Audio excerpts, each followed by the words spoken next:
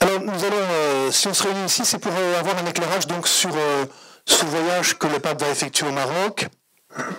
Et je commencerai par citer le pape. J'aurai l'occasion de me rendre dans 2 pays à majorité musulmane, le Maroc et les Émirats arabes unis.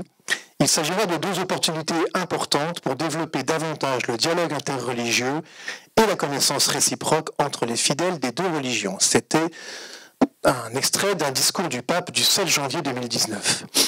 Il sera donc au Maroc après avoir été à Abu Dhabi, comme vous l'avez vu il y a quelques semaines. Il sera au Maroc le 30 et le 31 mars 2019.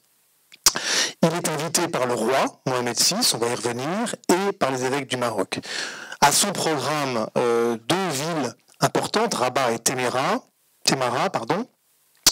et puis 3 rendez-vous. Un rendez-vous avec les migrants au siège de Caritas Rabat, un rendez-vous au centre social rural dans la ville de Témara, et puis un autre rendez-vous enfin au mausolée Mohamed V. Alors on va découper notre séance en 3 parties. La première, essayer de comprendre un peu ce qu'est ce pays, comment il fonctionne et quels sont les enjeux religieux que l'on y trouve. Une deuxième partie qui sera plutôt consacrée aux relations avec l'islam telles qu'elles sont vécues au Maroc. Et puis enfin, une 3e partie qui nous permettra de comprendre ce que le Saint-Siège attend ou a à voir avec ce pays. On va commencer avec toi, Père Sonntag. Normalement, on se vous voit, mais là, on va se tutoyer parce que ça sera trop formel sinon. Hein. D'accord, vous êtes d'accord, mes pères? Bon. Sauf Monseigneur l'Archimandrite. Alors, Père Antoine Sonntag, est-ce qu'on va commencer avec toi pour peut-être nous donner quelques éclairages sur ce pays, une présentation peut-être pour que l'on comprenne de quoi l'on parle, et puis un petit point géopolitique, comme tu sais si bien le faire. Bon, je ne vais pas faire un grand exposé sur le Maroc. Là, vous pouvez lire des articles dans les encyclopédies. Je voudrais plutôt faire un flash sur 2-3 points qui me paraissent intéressants à relever pour la suite du débat, évidemment. Le premier, c'est la place spéciale du roi. Ce n'est pas très original de dire ça par rapport à d'autres pays arabes qui sont des républiques.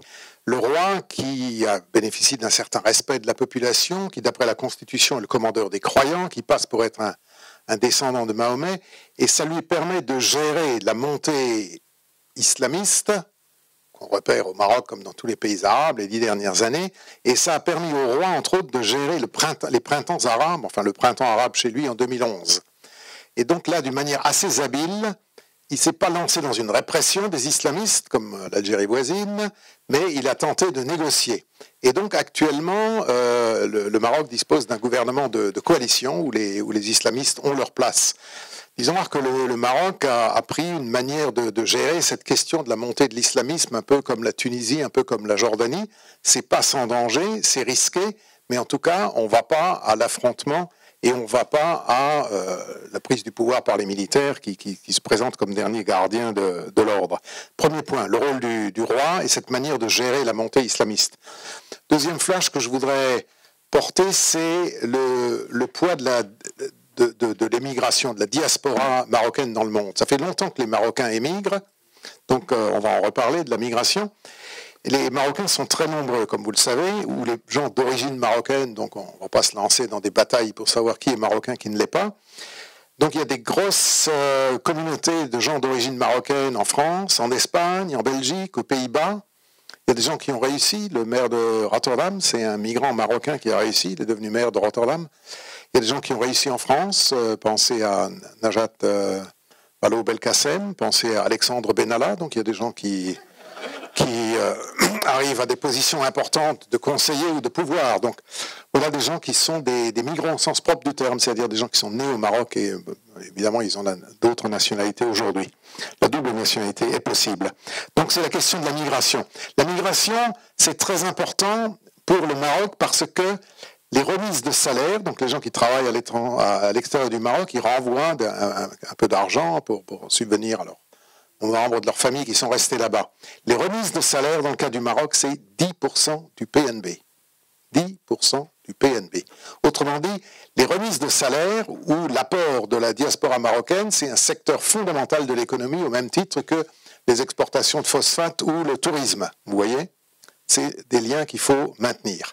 La question c'est, est-ce que la diaspora renvoie simplement de l'argent ou est-ce qu'il renvoie aussi des idées, des manières de faire, des manières de vivre? Question est ouverte.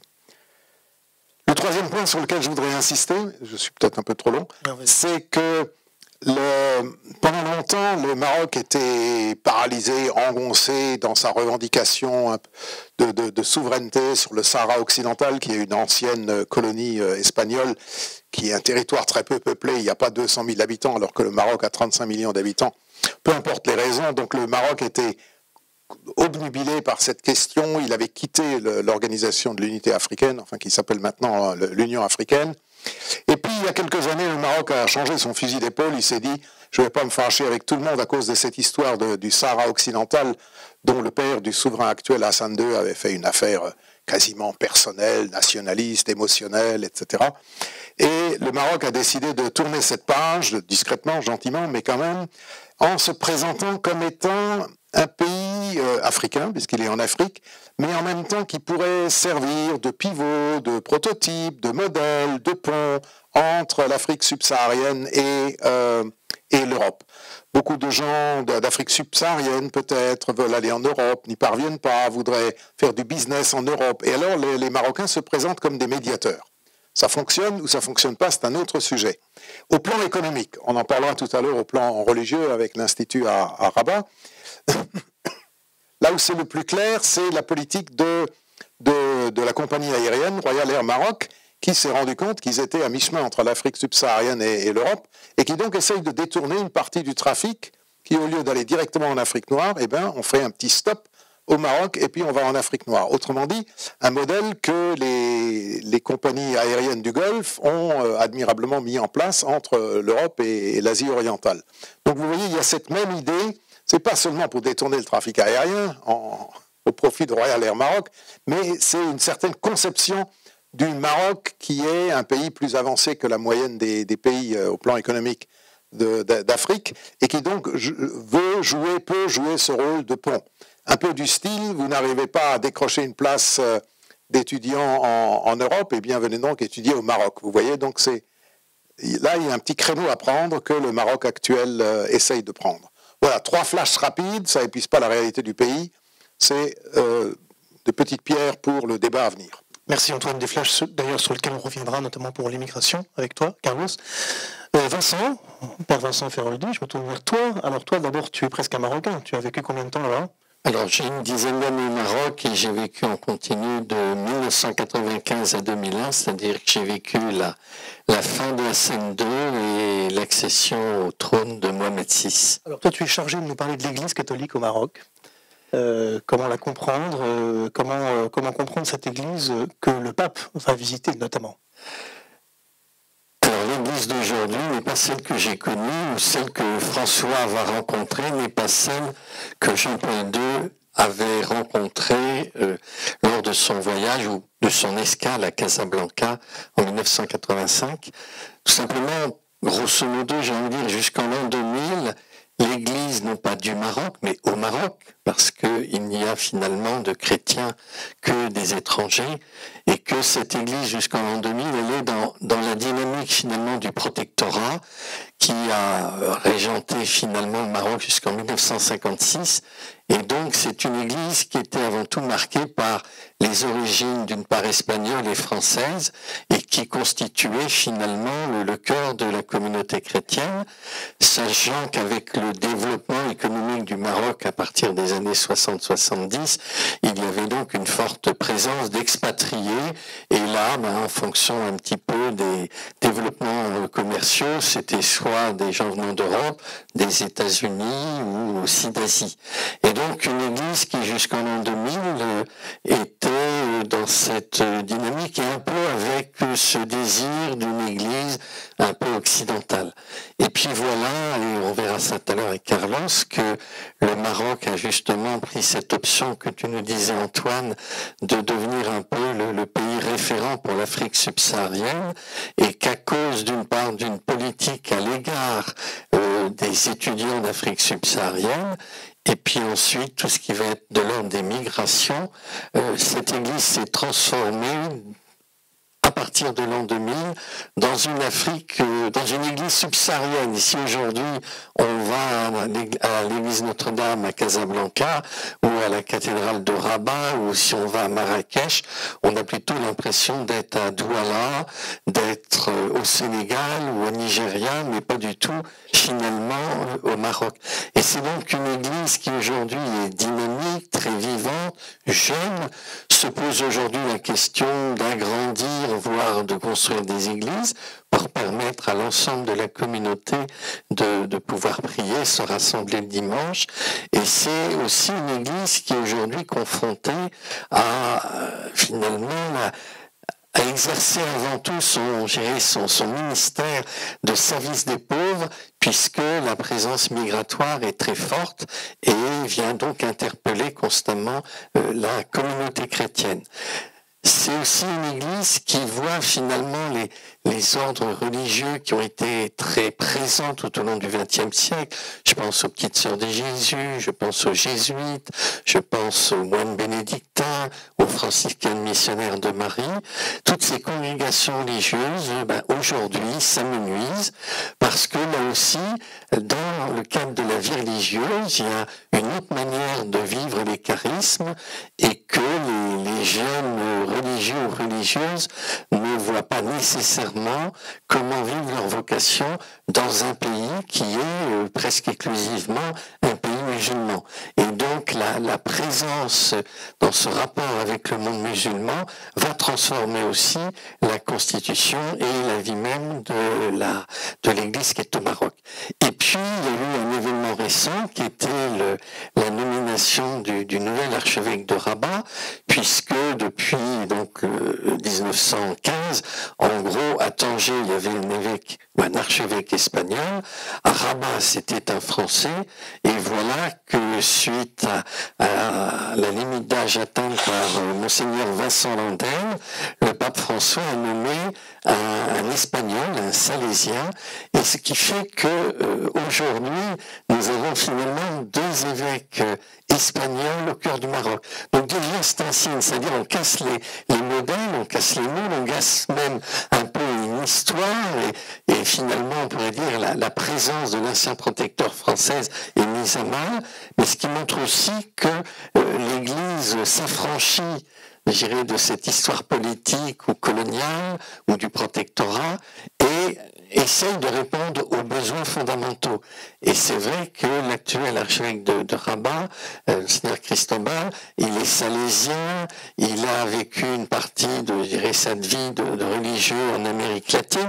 Ça peut expliquer en partie aussi que le pape François vienne au Maroc, c'est-à-dire que les liens personnels sont évidents. Il a travaillé au Maroc un certain nombre d'années à Kénitra dans l'enseignement, donc il connaît aussi bien le Maroc. Et aujourd'hui, il est finalement à la tête d'un diocèse qui a ce défi, d'une part, de permettre à la communauté chrétienne dans ses nouveaux visages de pouvoir vivre au Maroc dans le contexte d'un pays musulman, d'autre part d'accompagner ce qui se passe au sein même du Maroc et que le Père Sandag nous développait à travers entre autres finalement cette présence forte de l'Afrique subsaharienne aujourd'hui aussi bien dans le secteur de l'enseignement économique et autres, puisque suite une décision, par exemple, de Mohamed VI, une vingtaine de milliers de travailleurs, d'immigrants subsahariens ont pu avoir l'autorisation non seulement de s'installer au Maroc, non seulement de permettre que les enfants soient scolarisés, mais pouvoir de s'installer et faire leurs affaires. Et donc, cette Église aujourd'hui est amené à se poser finalement la question aussi de comment pouvoir témoigner de la foi en Jésus-Christ dans un pays qui veut bien montrer qu'on est dans un pays de tolérance où l'ensemble des religions peuvent tout à fait cohabiter, mais en même temps avec une société marocaine qui est d'une part tiraillée par un courant islamiste que tu évoquais et par un autre courant de la société marocaine qui aimerait pouvoir vivre à l'occidental et où, entre autres, un certain nombre de valeurs comme la liberté de culte, elle existe, la liberté de conscience, elle existe, mais aujourd'hui, la liberté religieuse n'existe pas pour le Marocain, puisqu'on ne peut être Marocain que musulman ou juif. On peut rappeler que c'est 99% des Marocains qui sont musulmans sur les 35 millions d'habitants, que 40 000 personnes sont chrétiennes, dont 30 000 catholiques et 10 000 protestants. On va y revenir avec toi, Père Emmanuel, que les juifs sont une toute petite minorité de la population. Ça a énormément diminué, et en partie en 1967, où il y a eu finalement toute une émigration de juifs marocains qui sont partis en Israël par crainte finalement d'une montée d'un antisionisme ou d'un antisémitisme au Maroc. Et ce qui fait que c'est plutôt 2-3 000 aujourd'hui, même si on pourrait dire proche du roi, nous avons des personnes éminentes de confession juive. Voilà, donc, et puis 28 paroisses pour être complet, puisque dans ma fiche il y a 28 paroisses. Voilà, pour se rendre compte un petit peu de cette réalité de l'Église, finalement elle est fragile aussi, c'est un maillage qui est très lâche en fait. Hein. Oui, on pourrait, à Casablanca, vous avez plusieurs milliers de chrétiens, mais si vous prenez la paroisse des Rachidia, qui est juste au bord du désert, où Marc Boucro, qui est le directeur de l'enseignement catholique au Maroc, est en même temps curé, les chrétiens, et là je dis les chrétiens, puisqu'il n'y a pas que des catholiques, il peut y avoir aussi des protestants et des orthodoxes, ce sont les quelques étudiants qui se trouvent à l'université des Rachidia, donc ça va être une communauté de 10, 15, à la limite 20 les bonnes années, mais c'est une toute petite paroisse. Avant de réévoquer les personnes migrantes, on en a pas mal parlé, hein. Je voudrais juste qu'on revienne un tout petit peu sur le roi. Qui reçoit le pape? C'est le commandeur des croyants au Maroc, c'est l'homme politique, le chef d'État. On a le sentiment que c'est une personne extrêmement influente finalement sur est-ce qu'on peut parler de cette tolérance religieuse qu'il souhaite dans le pays. Alors je m'adresse à la fois à toi Vincent et puis à toi Antoine. Je note que en 2018, en août, le roi Mohamed VI nomme un ambassadeur au Vatican, c'est une femme, par exemple. Donc, est-ce que ce sont des signes? Est-ce que ce sont des signes qui révèlent quelque chose de réel? Quand on comprenne bien ce que c'est que cette liberté religieuse voulue et pas forcément facile à vivre au Maroc. Alors, c'est d'abord un chef d'État, puisqu'on a finalement, comme le pape François est un chef d'État, donc le chef d'État reçoit son chef d'État. Mais tous les deux, effectivement, ont aussi un titre religieux, tout en sachant que du côté du Maroc, c'est en fait Hassan II, donc le père de Mohamed VI, qui a fait inscrire dans la Constitution, finalement, que le roi du Maroc était en même temps le commandeur des croyants. Donc, j'aurais envie de dire, cette connotation religieuse a quand même au départ une connotation politique. C'est-à-dire qu'en même temps, en sacralisant la position et la posture du roi, c'est donner et permettre que ce qui fait peut-être l'unité de la nation, c'est la religion. Donc ça va se traduire par exemple dans cette cérémonie de la Baya où chaque année, l'ensemble des dignitaires marocains vont faire allégeance, non pas dans le passé on aurait dit au sultan du Maroc, mais là au commandeur des croyants. Donc le politique et le religieux sont intimement liés. Alors il est sûr que tant Hassan II qu'aujourd'hui Mohamed VI ont toujours voulu promouvoir ce qui s'appellerait aujourd'hui un peu un islam du juste milieu et d'un pays où la tolérance religieuse, la coexistence des religions monothéistes est une réalité. Mais entre les paroles et la réalité, j'irai suivant un peu les années, puis on en parlera tout à l'heure, il y a quand même un certain nombre de Marocains qui ont été baptisés chrétiens par des églises évangéliques, et ça, c'est un phénomène, je vais dire, de prosélytisme qui existe depuis le XIXe siècle, puisque des anglo-saxons, des marchands américains venaient faire des affaires au Maroc, et avec toujours la perspective en même temps de convertir.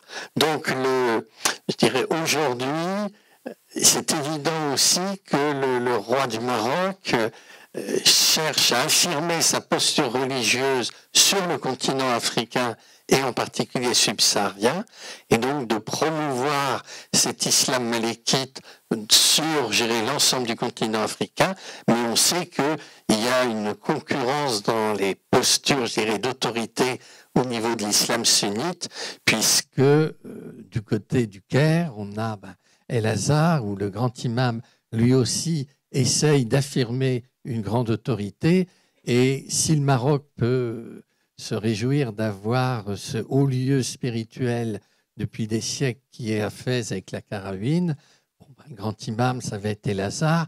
Si on va en Tunisie, il y avait la Zitouna.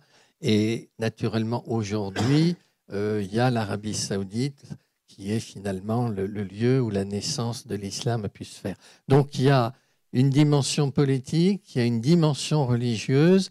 Et à partir de là, c'est le voyage qui nous permettra de voir, par exemple, si le roi du Maroc, où il met le curseur, qu'est-ce qu'il veut. Parce que c'est évident que dans un voyage de cette nature, tout le monde doit y trouver, gérer son intérêt propre et permettre de mettre en avant telle ou telle dimension. Et à ce jour, le roi n'a pas fait de grandes déclarations à l'annonce de ce voyage, donc on ne voit pas encore finalement ce sur quoi lui va insister. Et c'est pour ça que les échanges et les discours seront importants à analyser pour voir comment le roi se situe, qu'est-ce que va dire François. D'accord. Père Emmanuel Gougo, tu voulais intervenir. Oui, à titre anecdotique, dans une vie antérieure, je me rappelle, comme aumônier d'un groupe scout et guide de France, d'avoir passé un mois en camp scout groupé au Maroc, accueilli par des scouts marocains, les scouts Hassania, fondés par Hassan II, et le domaine jouxtait le palais royal de Rabat, et avoir été contacté dans la préparation du camp scout par l'aumônier musulman, l'imam. Et donc nous avons passé un mois dans tout le Maroc avec la prière musulmane le matin. Alors quand les scouts Hassania voulaient apprendre aux scouts et guides de France, parce que c'était coéduqué, les gestes de la prière musulmane, bon, j'ai dû leur expliquer que c'était pas folklorique pour nous, et la prière catholique le soir, chrétienne le soir. Donc un signe d'un islam tolérant et hospitalier. Quel précurseur finalement ce Père Emmanuel. Et alors, je vais prolonger son anecdote, puisqu'elle est sur le même lieu, mais pas la même année. Je suis donc au Maroc au mois de juillet. Nous venons d'apprendre le décès subi de Hassan II.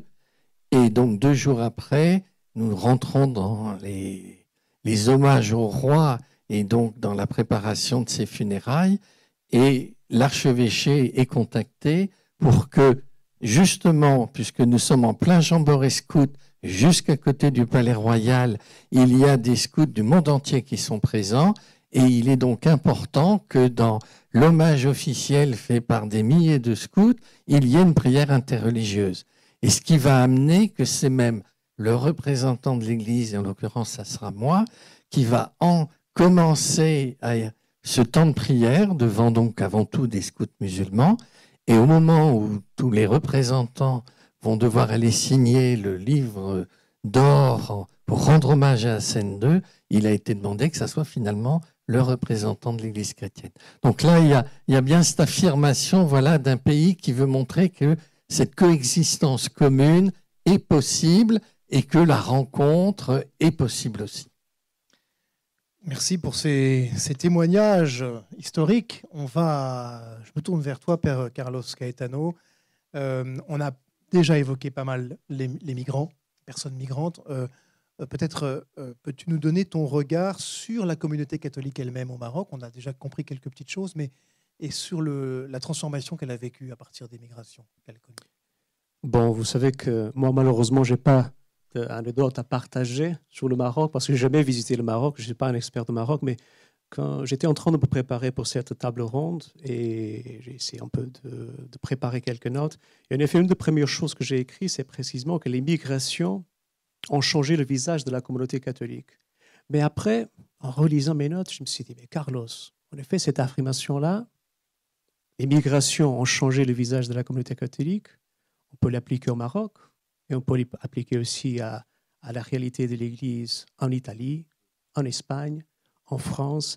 C'est vrai qu'en 15 ans, la communauté catholique a totalement été modifiée au Maroc, d'une communauté forte d'expatriés, d'étrangers français et espagnols présents depuis des décennies.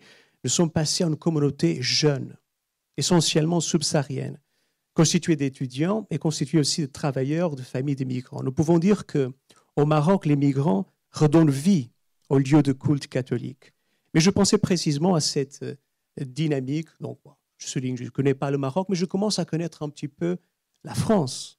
Et je suis invité à visiter pas mal de paroisses françaises. Et il y a quand même une dynamique similaire. L'immigration est en train de transformer le visage de nos communautés en France aussi. Et c'est curieux que quand je parle avec les fidèles, je sens qu'il y a beaucoup de peur, d'inquiétude, qu'il y a pas mal de caricatures des migrants, que parfois on va penser aux migrants essentiellement comme des musulmans, parfois même potentiellement dangereux, aux antipodes des valeurs et des acquis des sociétés démocratiques, issues du christianisme, des réformes, des évolutions culturelles, du progrès, de la sécularisation. Et après, on commence à visiter les paroisses le dimanche. Je célèbre la messe, je concélèbre, je regarde les visages dans l'assemblée et je me rends compte que les migrants en France représentent une galaxie beaucoup plus complexe. Que dans certaines paroisses, principalement de la région parisienne, tant les fidèles que les curés sont relativement étonnés de voir beaucoup d'Asiatiques, de voir beaucoup de Vietnamiens, de Chinois, de Cambodgiens, de Laotiens, des Philippins, des Tamouls, des Pakistanais, des Sri Lankais. Et on oublie parfois que les minorités chrétiennes de certains pays tendent à migrer de préférence dans des pays dits chrétiens. Et en France, il y a proportionnellement plus d'Égyptiens coptes qu'en Égypte, plus d'Indiens catholiques qu'en Inde. Et parallèlement, depuis des années, les Africains sont relativement nombreux à participer aux célébrations religieuses chrétiennes, bien qu'ils se retrouvent plus souvent dans des communautés classées comme pentecôtistes. Un pentecôtisme qui, par ailleurs, est en train de convertir massivement certains milieux musulmans. Bon, tout ça pour souligner que c'est bien vrai que les migrations sont en train de changer le visage de la communauté catholique. Si on revient au Maroc, si tu veux bien, Carlos, est-ce que le Maroc est une terre de transit? On a compris que les communautés catholiques étaient aussi transformées par les migrants, par des catholiques subsahariens. Hein, quand on entend les paroisses sont remplies par des personnes qui viennent de l'Afrique au sud du Sahara. Est-ce que le Maroc est une terre de transit aussi? Est-ce que le Maroc, comme d'autres pays de l'Afrique du Nord, est une terre par laquelle transitent les migrants qui viennent chez nous? C'est vrai que le couloir maroco-espagnol a mangé, je pense que ça existe comme expression en français, a mangé son pain blanc de relative paix migratoire. Et qu'on assiste à l'inévitable théorie des vases communicants. Donc après la fermeture successive des routes via la Turquie, la Grèce, puis entre la Libye et l'Italie, voilà, le couloir Maroc-Espagne s'ouvre à nouveau. C'est inévitable. Et cela va durer, vu l'ampleur d'autres drames économiques, politiques et sociales qui se déroulent sur le sol africain. Nous pouvons affirmer tranquillement que de plus en plus de migrants traversent la Méditerranée entre Maroc et l'Espagne. Selon l'Organisation internationale des migrations, près de 42 000 migrants sont arrivés par la mer en Espagne depuis le début de l'année 2018. Je souligne aussi que 433 sont morts pendant la traversée, soit plus de 3 fois plus qu'en 2017. Quand 12 366 avaient atteint l'Espagne par la mer et 145 étaient morts. Et d'autres risquent à franchir aussi les autres clôtures de barbelés séparant le Maroc de ces, on peut les appeler micro-territoires espagnols de Ceuta et Melilla, enclavés au Maroc. Et nous avons actuellement au Maroc une situation inquiétante de répression de la migration parce que l'Europe, nous le savons bien, s'érige en forteresse. L'Europe a mis en place un dispositif policier et militaire sans précédent à ses frontières. Et au Maroc, il sent bien la pression que l'Europe est en train de faire sur tous les pays voisins pour qu'ils contrôlent le flux migratoire en amont. Donc les derniers rapports de ceux que les migrants ont vécu au Maroc, principalement depuis le mois d'août, c'est vraiment inquiétant. Voilà, nous avons encore une fois la logique de l'externalisation et donc l'objectif de repousser au maximum ceux qui veulent immigrer. Le Maroc, par exemple, est partenaire de Frontex. Tout à fait. Je ne pense pas que ce soit le cas de tous les pays de l'Afrique du Nord. Donc, ça veut dire que le Maroc participe à cette politique que l'Europe met en place de protection, ou en tout cas de vigilance aux frontières. Antoine ou Vincent? Alors, ce qui fait que ces derniers mois, alors que ça avait cessé l'année précédente, on assiste à des rafles sur Rabat, Casa, Meknès, dans les grandes villes marocaines, de tous ces migrants donc sans papier ou en situation plus ou moins illégale. On les met dans les autobus et les autobus prennent la direction du sud et sont laissés finalement aux portes du désert. Donc il y a à nouveau finalement une attitude, comme tu le disais, très répressive, alors que voilà, il y a 2 ans, il y avait eu cette politique d'accueil, de permettre aux Africains subsahariens de s'installer, mais comme les flux sont redevenus très importants et qui plus est que l'Europe durcit finalement sa politique d'accueil des migrants, à nouveau, le Maroc fait un peu le jeu de l'Europe au détriment des populations subsahariennes. Voilà, une des raisons pour lesquelles le pape va se rendre précisément dans un centre de migrants à Rabat pour souligner sans doute cet enjeu et ce durcissement de la situation. C'est sans doute une des raisons, Antoine. Juste un petit mot rapide. Le Maroc est un pays intéressant. C'est à la fois un pays intermédiaire de subsahariens qui veulent venir en Europe, mais qui restent bloqués là pendant plusieurs années. Il y avait un stagiaire dans cette maison qui était resté 5 ans au Maroc. On pouvait le rencontrer dans les couloirs ici. Mais le Maroc est en même temps un pays de destination finale, parce qu'il y a les subsahariens qui vont au Maroc pour travailler, il y a des étudiants subsahariens qui vont faire leurs études au Maroc et qui ensuite restent sur place parce qu'ils trouvent un job, comme c'est le cas en France aussi. Et le Maroc est en même temps un pays d'émigration. Donc c'est un pays intéressant parce qu'il est tout ça à la fois. Sur la question des migrations, disons, le Maroc est aussi une illustration de l'échec de la politique européenne. La politique européenne, comme tu l'as dit, consistait à externaliser notre surveillance des frontières de l'Union européenne et on payait les pays voisins pour qu'ils surveillent la frontière à notre place et ils étaient payés. Voilà, c'est prestation de service. Au bout de quelques années, il faut se rendre compte que ça ne fonctionne pas. Enfin, je veux dire, non seulement la Libye ne surveille pas la frontière, pour des raisons évidentes, mais même les autres pays comme la Tunisie, le Maroc ou la Turquie ou autre chose. Donc, il faut remettre les choses à plat. Un jour, il faudra remettre ça à plat. La politique des Frontex, de la surveillance des frontières extérieures de l'Union européenne est un échec. Et donc, ça coûte très cher en termes d'image, puisque tout le monde a une mauvaise image de l'Union européenne à cause de ça. Mais même cette politique de surveillance des frontières doit être replacée dans un cadre plus large, qui est la coopération entre l'Union européenne et les pays de la rive sud de la Méditerranée. Et donc, la surveillance des frontières, la question des migrations, ce n'est qu'un aspect. L'autre aspect, c'est la question sécuritaire et le dialogue politique. Et la troisième corbeille, c'est le dialogue économique, les échanges économiques, avec la perspective à moyen terme de faire une zone de libre-échange entre l'Union européenne et les pays de la rive sud. Eh bien, cette politique grandiose, qui y a plus de 20 ans, qui dans le temps s'appelait processus de Barcelone, et ensuite, à l'époque de Sarkozy, ça s'appelait l'Union méditerranéenne, ou l'Union pour la Méditerranée, UPM, eh bien, il faut reconnaître que cette politique grandiose, avec un grand projet, vous voyez, un projet à moyen terme, ces hommes politiques, ils réfléchissent à 20 ans, à 30 ans, et puis il y avait plusieurs corbeilles, dans chaque corbeille économique, politique, sécurité, migration, chaque fois des deux côtés, comme tu as dit, on donne et on reçoit. Donc je te concède un avantage ici, et puis je te demande quelque chose de l'autre côté.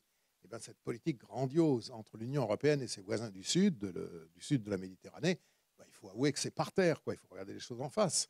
Il faut se rasseoir autour de la table et tout reprendre à zéro. Voilà. Et on ne peut pas voir cette politique de solidarité entre l'Union européenne et ses voisins de la rive sud uniquement sous l'aspect de la migration. C'est qu'un aspect de nos relations avec nos voisins. C'est un aspect dramatique à cause de ces cadavres qui échouent sur les plages espagnoles. Et je vous répète qu'en termes de, on en paye un prix énorme. Ce n'est pas seulement les gens qui perdent leur vie, mais l'Union européenne en termes d'image. C'est dramatique, dramatique. La détérioration de l'image de l'Union européenne à cause de ces images qui elles-mêmes sont dramatiques. Voilà, donc je voulais resituer ça simplement sur ce point-là. La question de la migration, il faut reprendre ça à zéro, oui. Alors, on comprend que le Maroc est une terre d'émigration, une terre de migration. C'est aussi un pays particulier pour cela, différent de ses voisins de l'Afrique du Nord. Alors, c'est aussi, puisqu'on parle d'échange et de partage, je me tourne vers le père Emmanuel Ngougo, parce que c'est aussi une terre où on vit un œcuménisme entre chrétiens. Alors, je n'ai pas essayé de ne pas heurter les mots, avec l'ouverture de l'Institut Al-Mawafaka, qui signifie la Concorde, à Rabat. Est-ce que tu as des petites choses à nous dire là-dessus, un éclairage sur cette tentative de vécu œcuménisme au plein cœur du Maroc? Oui, alors sous le contrôle de Vincent, qui connaît mieux la situation que moi, qui n'a été qu'une seule fois à l'Institut Al-Mawafaka, mais c'est une très belle réalisation, un très bel exemple de ce que justement, quand les chrétiens sont en situation de minorité, ils s'unissent et ils vont au cœur de la foi. Ça a l'air banal à dire, mais tout est dit. Et que lorsque, dans une situation, alors non pas il faudrait étudier le statut, j'allais dire coercitive, non pas coercitive, mais en même temps, le paradoxe au Maroc, c'est qu'il y a la liberté de conscience, la liberté des cultes, mais l'interdiction pour les musulmans de changer de religion. Et l'interdiction donc d'exercer une activité missionnaire, d'aucuns diraient prosélyte, on pourra y revenir peut-être, sur la différence entre les deux notions, mais de ce que lorsque les chrétiens sont en minorité, ils vont directement rencontrer d'autres chrétiens et on oublie qu'on soit d'abord catholique ou protestant ou orthodoxe ou évangélique ou luthérien ou réformé, on est d'abord chrétien. Et donc cet institut qui délivre des diplômes canoniques validés par l'Institut catholique à Paris en théologie et par la faculté de théologie protestante de Strasbourg, eh bien, permet des formations, en particulier en théologie chrétienne et en théologie du dialogue interreligieux. Qu'est-ce qui fait que pour nous chrétiens, le dialogue interreligieux est possible et même nécessaire sans aller au détriment de l'annonce explicite de Jésus. Et donc voilà, c'est un petit institut. Quand j'y ai été, je m'attendais à voir quelque chose dans l'esprit un peu de la Cato à Paris ou un grand truc. C'est une maison particulière, quasiment. Une belle maison, ceci dit. Mais voilà, c'est vraiment un lieu d'espoir, une petite goutte, mais réelle.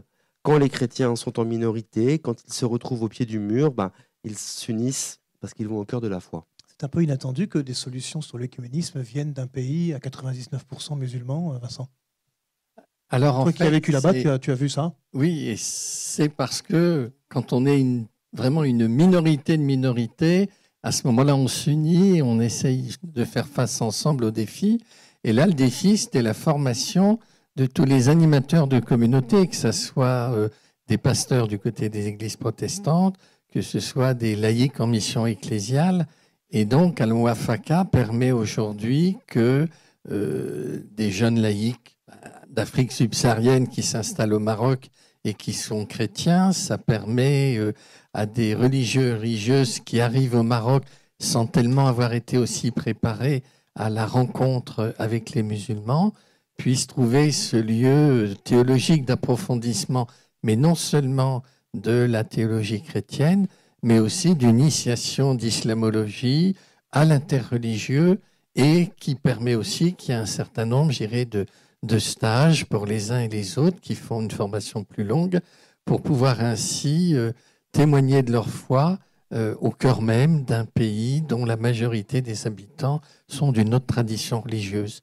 Et c'est donc vraiment un défi. Puis ça permet aussi, c'est aussi un peu le désir d'Al-Mawafaka, d'accueillir des personnes, des églises, je dirais, du Nord, d'Europe, pour venir s'enrichir en immersion dans un pays musulman et d'aller à la rencontre de cette Église, de voir comment elle vit et comment elle témoigne de sa foi dans un pays certes ouvert, mais où on voit que le témoignage doit bien ne pas devenir du prosélytisme. Alors, je ne sais pas qui va répondre à cette question, mais on vous entend, donc on comprend que c'est un pays musulman, officiellement musulman, étatiquement musulman, avec un certain nombre, avec une tolérance pour la présence d'autres religions. Est-ce qu'il n'y a pas une énorme prise de risque de la part du roi Mohamed VI à rentrer dans cette tolérance, vu ce que vous racontez, même si ce sont des petites choses, il y a quand même du rayonnement, il y a quand même un vrai rayonnement. Est-ce qu'il n'y a pas une prise de risque de la part des autorités politiques et donc musulmanes au Maroc de voir finalement croître une autre religion qui, un jour ou l'autre, ne sera plus seulement tolérée, mais incontournable? Antoine. Alors, la prise de risque, elle est un peu réelle, puisque, de fait, il y a quelques milliers de Marocains chrétiens qui vivent un peu dans l'ombre, mais on pourrait dire depuis des décennies, la règle du pouvoir, c'est que tant que ça ne fait pas d'agitation au sein de la population, on vous tolère. Un peu comme chez nous, finalement. Voilà, mais dès que ça devient un petit peu et qu'il y a des plaintes, on expulse quelques pasteurs. Or, à l'annonce du voyage du pape François, ces chrétiens marocains ont dit « Nous allons profiter de la venue du pape François pour réitérer notre demande officielle qu'ils ont faite depuis 2 ans, qu'il y ait une modification dans la constitution marocaine et qu'il soit reconnu la possibilité pour tout Marocain qui le désire de devenir chrétien. » Et ils ont annoncé que dans la semaine qui précède le voyage, ils feront conférence de presse et sensibilisation. Donc il y a une prise de risque puisque cette prise de parole publique qu'ils vont avoir risque donc d'agacer finalement le courant islamiste wahhabite salafiste présent au Maroc et qu'il va falloir donc jouer sur ces différentes tonalités. Est-ce qu'on peut se permettre de mettre en relation non seulement le voyage du pape à Abu Dhabi avec cette étonnante messe dans ce stade pour terminer, ainsi que la béatification des martyrs d'Algérie à Oran même, autant quand même de manifestations chrétiennes et même catholiques voyantes et mondialement regardées? Est-ce que ce voyage du pape au Maroc s'inscrit dans cet élan-là? Et est-ce que ça a une signification de parler de ces 2 événements précédents? Antoine, ça a une grande signification de parler de ces 2 événements précédents, mais surtout pas de triomphalisme catholique. Qui en fait? Personne. Bon. Personne, jamais. C'est une question. Il faut se méfier. Hein, là, pour le moment, on s'est laissé emporter par notre enthousiasme et par notre amour du Maroc, là, suivant mon regard. Il y a liberté de culte. Il y a liberté de culte au Maroc. Il y a liberté de culte à Abu Dhabi. Mais ça, ce n'est pas suffisant comme liberté démocratique. Parce que c'est liberté de culte pour les étrangers. Liberté de culte pour ceux qui ne sont pas musulmans. Liberté de culte, ce n'est pas la même chose que liberté de religion et liberté de conscience. Pour le dire crûment, parce qu'à l'heure qu'il est, il faut que vous partiez avec des idées claires en tête. Encore 10 minutes. Au Maroc, il y a liberté de culte. Il n'y a pas liberté de conscience. Et ce n'est pas une affaire simplement des quelques Marocains qui deviennent chrétiens. Il n'y a pas liberté de conscience. La liberté de conscience, c'est beaucoup plus dangereux parce que la liberté de conscience, c'est la liberté de penser. Ça a aussi des conséquences sur la liberté politique. C'est le droit d'exprimer son opposition. Eh bien, je le regrette de le dire, le Maroc n'est pas une démocratie parfaite. Il n'y a pas liberté de conscience. Prenons un autre exemple. C'est la question des musulmans athées. Des musulmans qui quittent l'islam et qui disent « je suis athée ». Eh bien, je le regrette de le dire, la vie est quasi impossible au Maroc pour des gens comme ça.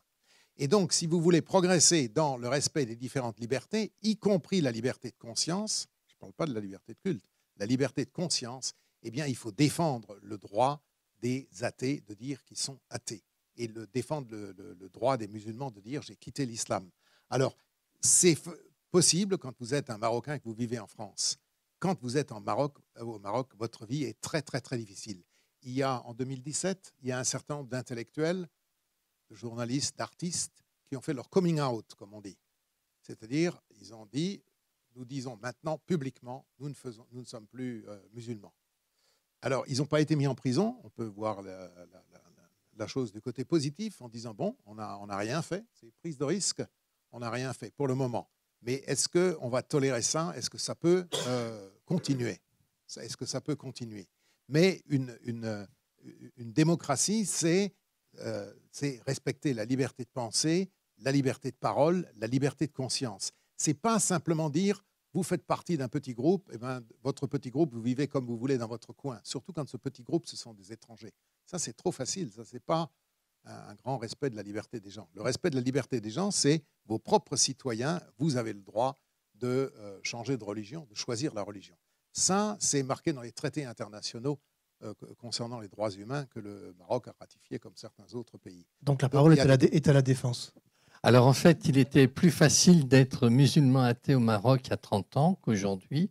Un Marocain musulman d'origine mais athée pouvait très bien ne pas faire le ramadan dans la mesure où il était discret. Ça c'était possible, ce qui n'est plus possible aujourd'hui. Mais de fait, il y a quand même une dynamique parce qu'il ne faut pas oublier que c'est à Marrakech en janvier 2017 qu'il y a eu une première conférence internationale qui a mis le doigt justement sur le statut des minorités religieuses dans les pays musulmans, donc janvier 2017. L'année suivante, nous avons les 2 conférences internationales qui se tiennent au Caire, dont le pape participe à la 2e, et donc il y a quelques jours à Abu Dhabi. Donc dans la dynamique de ces 3 conférences, on a cette 4e conférence internationale qui est sur la fraternité humaine. Or, à ces 4 conférences, je vous dirais, vous avez les 2 tiers des personnes qui y étaient et qui essayent de faire avancer cette idée de la citoyenneté, donc citoyens et croyants. Et si l'on prend aussi bien les conférences du Caire qu'à nouveau à Abu Dhabi, le grand imam d'El-Azhar a été très explicite pour dire dorénavant, ne parlons plus d'un statut de dhimmi, c'est-à-dire un statut de protégé pour les juifs et les chrétiens, mais vous êtes tous des citoyens et nous sommes des citoyens égaux. Alors, c'est les paroles qu'il prononce.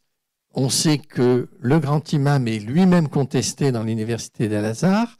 On sait qu'une hirondelle ne fait pas le printemps. Mais quand, j'allais dire, de conférence en conférence, un certain nombre de hauts dignitaires religieux, musulmans et même chiites, en viennent quand même à consonner finalement à ces discours, on peut se dire qu'il y a un réel désir d'essayer de transformer, d'une part, les législations dans les différents pays, et là-dessus, la Tunisie est en avance, et par ailleurs, d'essayer d'avoir une influence sur les communautés musulmanes proprement dites, et enfin, de contrer quand même tout le discours wahhabite d'Arabie Saoudite. Père Gougo, une anecdote? Une question. Ah, c'est moi les questions, mais allez-y. Une question que je pose à chacun, et à moi le premier. Mais effectivement, l'Église catholique au Maroc, bon an, mal an, on avait l'impression que de fait, elle était dans les fourgons de l'étranger. Alors j'exagère un peu, mais elle était l'Église des Français, l'Église des expats, et que quelque part, il n'y avait pas de perméabilité. Le protestantisme évangélique, avec un Q et pas un ST, on ne le redira jamais assez. Évangéliste, c'est péjoratif pour eux, et c'est comme nous, quand on dit qu'on est les papistes, on n'aime pas trop ça, voilà. Mais le protestantisme évangélique, dans sa logique, est dans une structure de conversion. Alors ça avait été décrit il y a 10 ans à peu près dans un livre, La Sainte Ignorance, d'Olivier Roy, un livre qu'on peut critiquer parce qu'en fait, il critique lui-même les processus évangéliques, mais sans entrer dans la compréhension interne de la théologie du monde évangélique. En fait, la question qui nous est renvoyée par l'impact missionnaire du monde évangélique, c'est quel est le lien que nous avons avec Jésus-Christ? Nous croyons tous que Jésus-Christ est le seul sauveur. L'Église catholique a une théologie qui permet de dire que chaque être humain est implicitement déjà en lien avec Jésus Sauveur. Que chaque être humain, il est implicitement, quelquefois même à son corps défendant, en lien avec Jésus. Il y a même des théologiens qui ont parlé de chrétiens virtuels ou de chrétiens anonymes, qui étaient chrétiens sans le savoir. Le protestantisme évangélique, sa théologie, c'est qu'il faut un lien explicite avec Jésus Sauveur pour être sauvé. Et donc, Si on ne confesse pas, on ne proclame pas explicitement, publiquement que Jésus est le seul sauveur, si on ne reçoit pas le baptême, on n'est pas sauvé. Je le répète, nous, Église catholique, nous avons une vision, une théologie de la rencontre implicite avec Jésus qui n'oblige pas à une proclamation explicite, à une confession de foi explicite pour être sauvé par Jésus. Je le répète, ce n'est pas du tout qu'on remet en cause le caractère salvateur et unique de Jésus, sauveur. Mais donc voilà, ce lien implicite, explicite du salut que Jésus donne, c'est un lieu de dialogue théologique que nous avons dans cette maison avec les églises des communautés protestantes évangéliques, et c'est un lien, je pense, beaucoup à développer. Je voudrais qu'on finisse là, en quelques minutes qui nous restent, par parler du pape François. Donc, il dit lui-même que son objectif, c'est de marcher sur les traces de Saint Jean-Paul II, qui a été le premier souverain pontife à se rendre, il y a 34 ans de cela, au Maroc, en août 85.